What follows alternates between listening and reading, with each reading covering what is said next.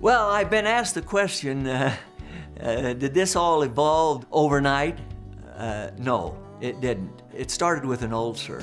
I was teaching school and I had to lay off from teaching for a couple of weeks because my ulcer was so bad. I started by taking capsicum by the spoonfuls, and then my wife and Pauline Hughes and all of us decided, well, why don't we put that capsicum that I'm taking straight in a capsule? And so we started capsulating capsicum. That was our first product. I think that the biggest memory in looking back on NSP history is when we encapsulated around our kitchen tables by hand, and how time-consuming it was, and seemed like we would never get finished. We took it around to several stores and started selling like crazy. Our company's been growing ever since. When we started the company, we were just a Mickey Mouse type of business. In 1972, we started the company, and some of you may remember. In 1972, it was kind of the back to nature time.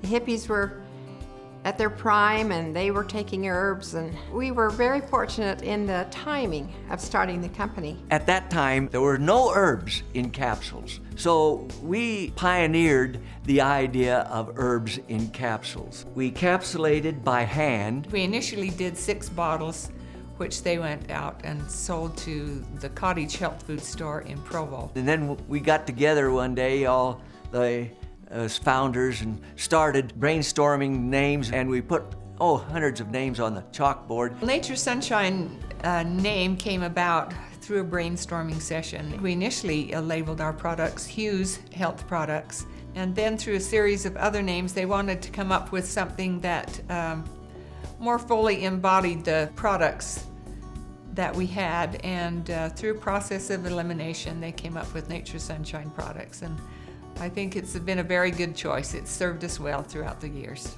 We had no idea what we were doing as far as starting a business, but we had a lot of help, and that's what I think caused the company to grow as it did. We hand capsulated from April until November, and in November we leased our first capsulating machine for $80 a month.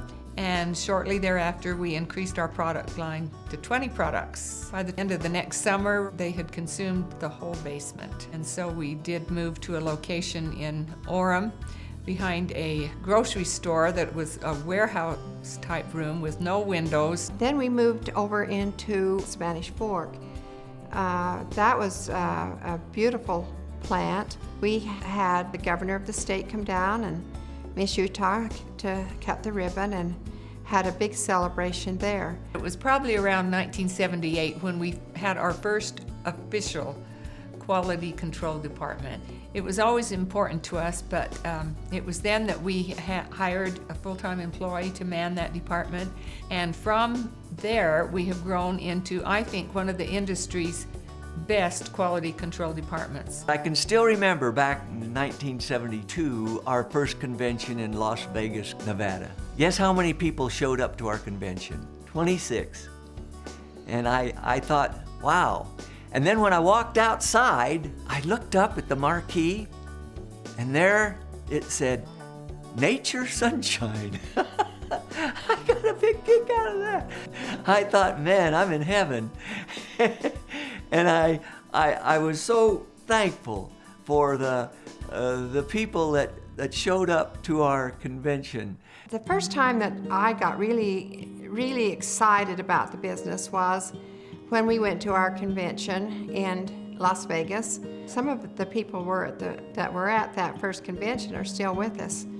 In fact, that's one of the neat things about Nature's Sunshine, is that we have both employees and managers and distributors who have been with us for the 38 years. We don't have a lot of turnover. We have a lot of loyalty.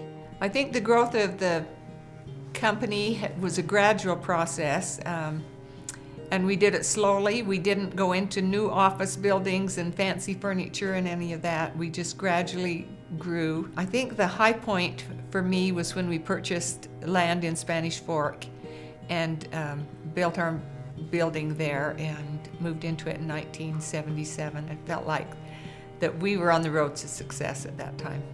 The growth of the company is interesting. People always wonder when we realized that the company was going to be big, and it's kind of like watching your children grow. You don't envision them as adults, you just take it step by step.